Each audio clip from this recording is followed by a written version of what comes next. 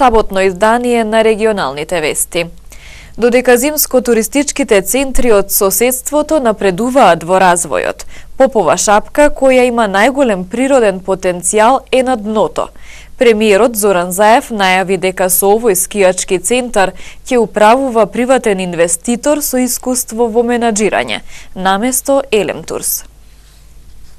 Има ли надеж за спас на Попова шапка? Туристичкиот центар кој има најголем природен потенцијал е на дното, додека зимско-туристичките центри од соседството напредуваат во развојот. 15 години на овој скијачки центар нема вложувања во инфраструктурата, нема соодветно одржување и нема конкретен проект за модернизирање на туристичките капацитети. Граѓанската иницијатива да ја спасиме Попова шапка бараше отворање на јавен повик за привлекување на приватни инвеститори кои имаат искуство околу развој и менаџирање на ски центри. Конечно, премиерот Зоран Заев најави дека компанијата Елем Турс, која менаџира од 1999 година, веќе нема да стопанисува со скијачките терени на Попова шапка. Попова шапка веќе го нудиме. Донесовме одлука дека не може Елем, кој што е производител на струја, да прави скијалници да пензионерите скијат. Не бива. Секаде скијачките центри се дадени под концесии на джинови компании од Австрија, од Италија, од Швајцарија, од Германија и тоа почнавме да го правиме. Се што постои на Елем, двата хотели, жичарата, ги нудиме комплетно на продажба. И ќе ги понудиме на оној кој што ќе гарантира инвестиции во развој на модерен скијачки центар, кој што е на 100 км од автопатот и ретко има таков на Балканот и има дефинитивно економска исплатливост и профитабилност и ве уверувам дека ќе успееме заради тоа што ги има сите предиспозиции Попова шапка да биде добар скијачки центар. Убеден сум дека ќе најдеме компании, веќе докажем, кои што ќе го земат и ќе го направат добар скијачки центар, гордост на Македонија. Чистиот воздух, прекрасните пејсажи, убавата природа, водопадите и околните планински езера се богатствата на Шарпланина кои ја прават идеална и за зимски и за летен туризам. Минатата централна власт во 2012 година усвои мастерплан за Попова шапка, кој предвидуваше изградба на нови хотели, жичници, паркиралишта, но од сите најавени проекти ниту еден не е реализиран. Жичарата Тетово Попова шапка која настрада за време на воените дејствија во 2001 година, каде дневно се превезуваа и до 1000 патници, никогаш повторно не дојде на дневен ред. Пред 3 години имаше неуспешен обид да се изгради вештачко езеро на Церипашина, кое требаше да служи за рекреација и за правење на вештачки снег. Пред 2 години започна да се гради 600 сет, а во 2 наврата поради непочитување на законите надлежните ја запреа градбата. На Попова шапка некогаш се одржуваше најпознатата манифестација Шарпланински куп, меѓународен фестивал на планински велосипедизам и планинско трчање, универзитетски надпревари по скијање во организација на Универзитетот Југоисточна Европа во Тетово, републичкиот надпревар во скијање за деца во алпски дисциплини, ФИС Сноуборд куп, а манифестацијата Снежен град се уште се одржува. Универзитетскиот професор на Тетовскиот универзитет Енис Јакупи ја доби државната награда Гоце Делчев за книгата Архитектонски конструкции 1. Со оваа книга конкурирал за престижната награда за особено значајно остварување од интерес на Република Македонија во областа на науката. Професорот Енис Јакупи неговото авторско дело Архитектонски конструкции 1 го има објавено минатата година. Книгата е дело кое може да го користат и студентите како учебник. Мотивот за учеството на наградата Гоце Делчев е тоа што ја сум завршил основно училиште во Гостивар што го носеше името Гоце Делчев. И во холот на школото постоеше паролата "Јас го разбирам светот како културен напревар меѓу народите". И ова парола за мене секогаш беше патоказ за било што да се напрерварам, а да не зборам за наука или хуманизам и така натаму. Ова книга најпрво е универзитетски учебник.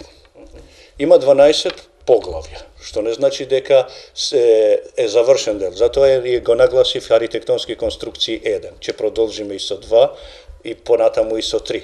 Значи има 12 поглавја, 498 страници, околу 486 графички прилози и цртежи, има текстуален дел, 14 табели и 52 цитирани светски литератури.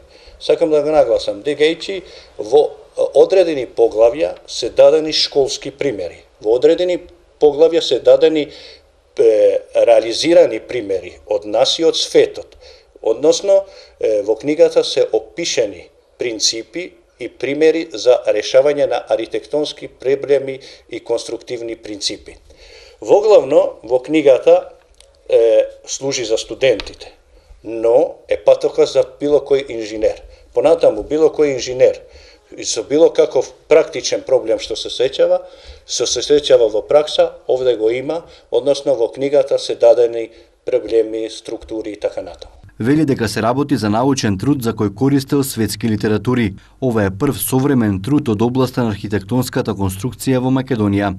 Книгата со која го добив наградата Архитектонски конструкции 1 го опишува конструкциите, воглавно тука се опишени школски примери и светски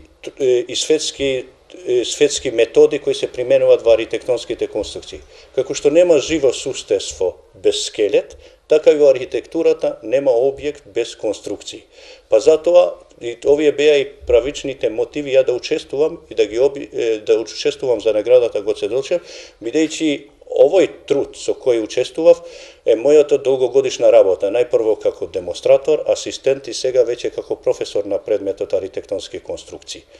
Истражував околу 10 години и тие истражувања и тие материјали што ги соберав, ги објавив во ова труд.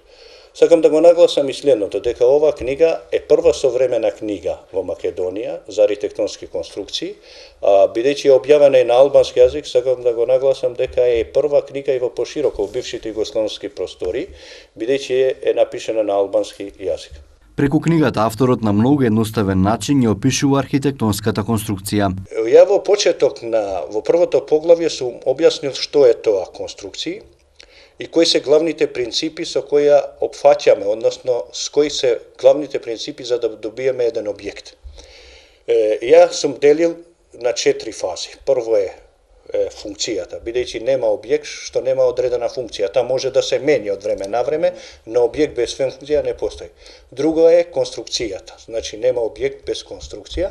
Трето е неговата економска оправданост, значи бидејќи секој објект кој се гради треба да се оправда економски, односно секој објект има едно косто на чинење, односно колку ќе чини, и четвртата е формата, односно ја го наречувам и естетиката, бидејќи секој објект се гледа од формата и естетиката. Но без овие 4 принципи еден до друг не може да постои. Во книгата се дадени на пример со манекенките.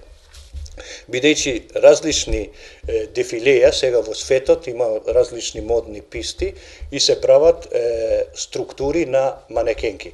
Значи, сум давар пример, една манекенка, облечена со ист фустан или со исти панталони, но при различно движење да формират различни форми. Значи, иста конструкција, исти материјали, но различни форми. Енис Јакупи е роден во Гостивар, каде завршил основно и средно образование, а потоа го продолжува своето образование на додипломски, постдипломски, докторски студии на Универзитетот Свети Кирил и Методи во Скопје.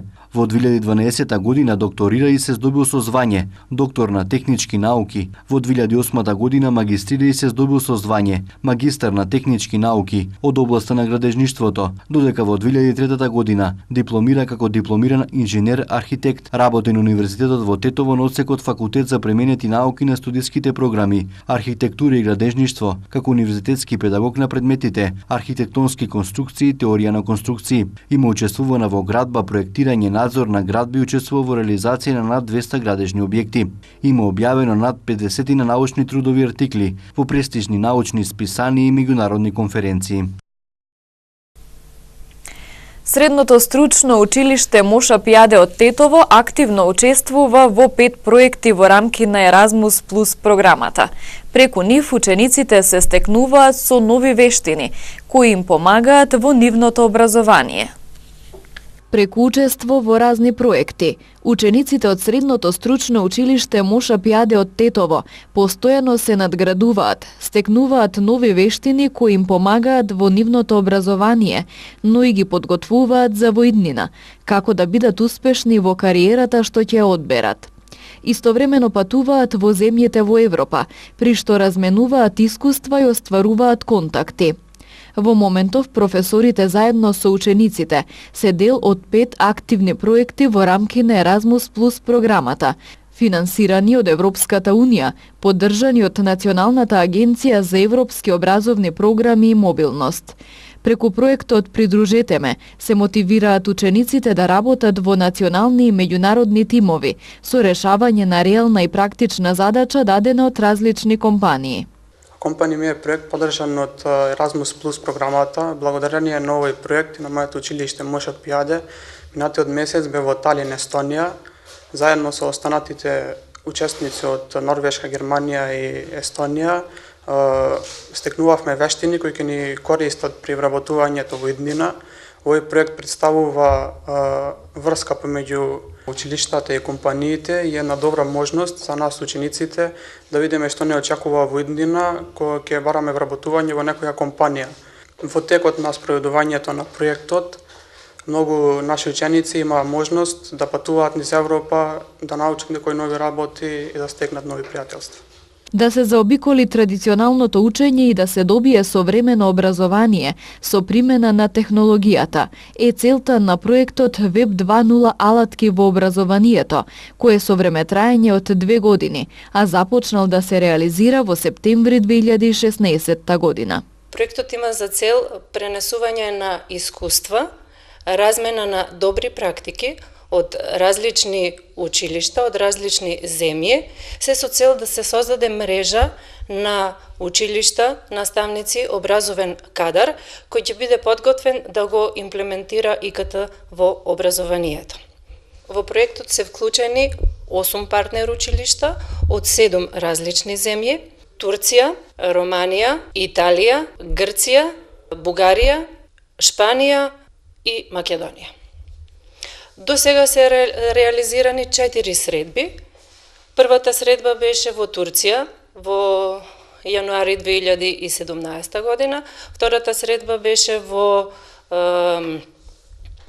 Грција, Кавала, во јули 2017, третата средба беше во Потенца, Италија, во декември 2017, четвртата средба беше тука во Македонија, ние бевме домаќини, и последната средба се планира да биде во Анкара, Турција, следниот месец од 25 до 29 јуни. Користењето компјутерски алатки со цел олеснување на учењето е целта на проектот Моето паметно училиште, во кое учествува Средното училиште Моша Пјаде како представник од Македонија, заедно со Италија како координатор, Полска, Португалија и Турција. Првиот настан се одржа од 12 до 16 марта во Македонија, каде што нашето училиште беше домаќин на тој настан. Јас, како и професорката Верица по англиски јазик, имавме одржано обука за Powtoon, тоа е веб алатка која што се користи за креирање на презентации. Задача на учениците беше да се формираат во групи и секоја група да направи сопствена презентација и подоцна истата да ја презентира. Вториот настан за овој проект се одржа од 7 до 11 мај во Полска, во местото Шлемиен, училиштето подставува, каде што учениците исто така има обуки за веб алатката GeoGebra, која што служи за часови по математика, и платформата Edmodo, која што служи за онлайн квизови. Нашите ученици имаат 2 презентации изготвени во Powtoon во врска со часови по математика за Питагорова теорема и за претварање во проценти. Ја учествувам во веќе 2 проекти од Erasmus програмата. Сега учествував во проект My Smart School, во кој нашето училиште беше домаќин. Учествуваа ученици од Португалија, Турција, Италија и Македонија. Во Македонија имавме обуки за веб-алатката Powtoon и усовршување на англискиот јазик. Следниот проект се одржа во Полска, каде што бев и јас. Во Полска работевме на алатката GeoGebra и усовршување на математичките вештини. Моите искуства во поседа на Полска се феноменални, запознав многу другарчиња со кои имам уште контакт. Ги очекувам да дојдат во Македонија. Ученици од ова училиште учествуваат и во проект во кој учат како да ги подобрат своите комуникацијски вештини. Developing key competencies through drama. Наши партнери се Португалија, Бугарија и Романија. Овој проект започна во октомври 2017 со состанок во Португалија, а ќе заврши во јуни 2019 во Бугарија. Целта е преку овие драма техники да се вежбаат клучните компетенции како што се успешна комуникација во преговарање, презентирање, анализирање и слично. Со вежбите можеме да се видиме себе си какви комуникатори сме, колку сме спремни да ги сослушаме другите, како ги аргументираме собствените ставови, дали прифаќаме или негираме туѓи ставови и размислувања и друго. Исто така со нашите врсници од Романија, Португалија и Бугарија комуницираме на социјалните мрежи, посебно на платформата e-Twinning. Следен ќе го ресирам ученици од ССОМШ Пиаре од 28 до 2.6 гостуваат во средното училиште во Решица, Романија. Средното стручно училиште Моша Пијаде ги користи бенефитите на проектите на Еразмус Плюс програмата уште од 2015 година. Минатата година за Гостивар била рекордна по бројот на склучени бракови. Ги имало 757, што е за 60 до 70 повеќе од претходните неколку години. После подолго време надолна линија, Гостивар лани конечно бележи пораст на новоформирани брачни заедници. Според податоците кои ги објави Државниот завод за статистика, во текот на 2017 во Гостивар биле склучени 757 бракови, што е за 60 до 70 повеќе од претходните неколку години. Статистиката покажува дека мажите почесто стапуваат во брак по втор или трет пат. Така лани 72 младоженци кажале да по втор пат, а за 10 бракот што го склучиле им бил трет поред. Што се однесува до невестите, 63 стапиле во брак по втор пат, а 2 барале трета среќа. На подрачјето на општина Врапчиште лани се регистрирани 258 нови бракови, а во Маврово Ростуше ги имало 82. По број на бракови минатата година Гостивар се наоѓа на третото место, веднаш зад Скопје и Тетово. Анализите на Државниот завод за статистика зборуваат за зголемување на брачните заедници и на државно ниво. Во споредба со претходната година, во 2017 бројот на бракови во Македонија пораснал за 4,4%. Најмногу бракови се склучени во месец август, а најмалку во март. Просечната возраст при склучување прв брак е 26,5 години за невестата и 29 години за младоженецот. Полицаец бил нападнат од гостиварец откако тој го оставил своето возило на пешачки премин.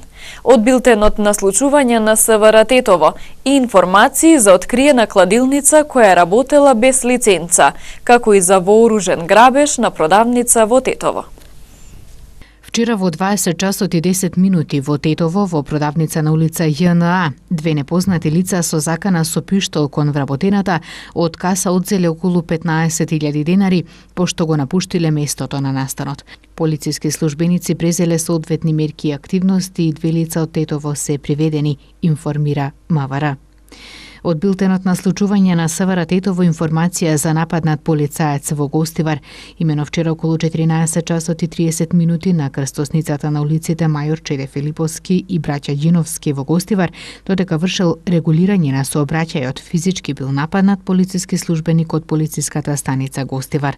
Покусата вербална расправија со полицискиот службеник го нападнал 69 годишниот гостиварец МА, удирајќи го неколку пати по рамото, откако МА ＪНА претходно го оставил своето возило Голф со гостиварски таблици на пешачки премин.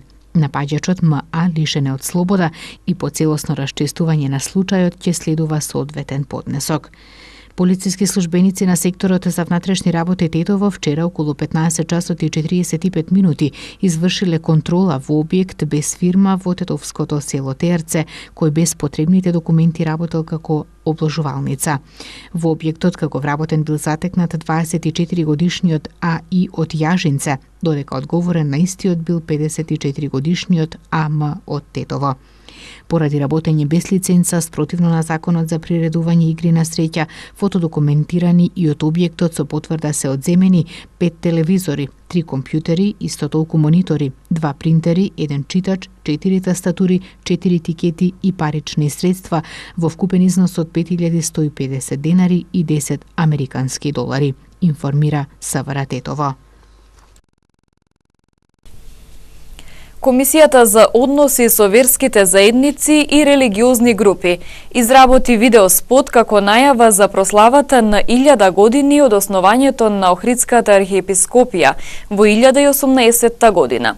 Прославата ќе биде на 27 и 28 мај во архиепископскиот соборен храм Света Софија во Охрид.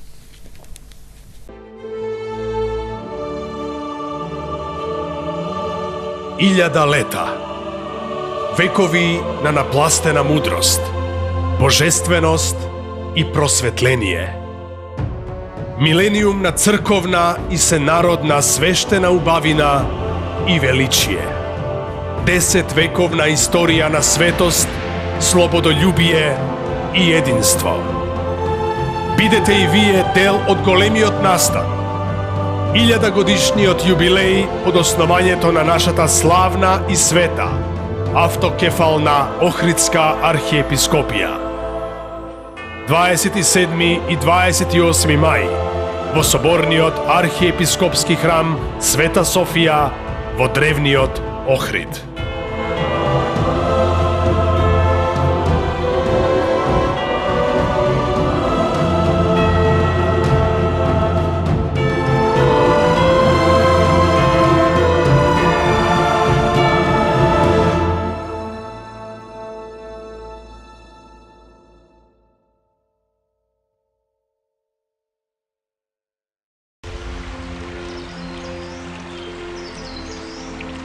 Денес имавме променливо облачно време со локални врнежи од дожд. Дуваше слаб до умерен ветер од северен правец. Утринските температури се движеа од 9 до 14, а дневните од 15 до 22 степени. Вредноста на УВ индексот изнесуваше 6.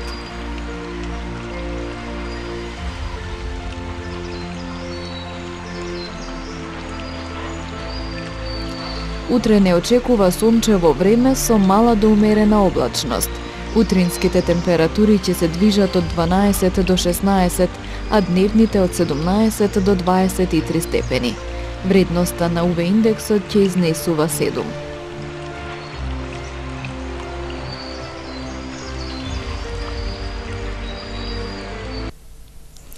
Временската прогноза е последната информација и за овие регионални вести. Пријатно!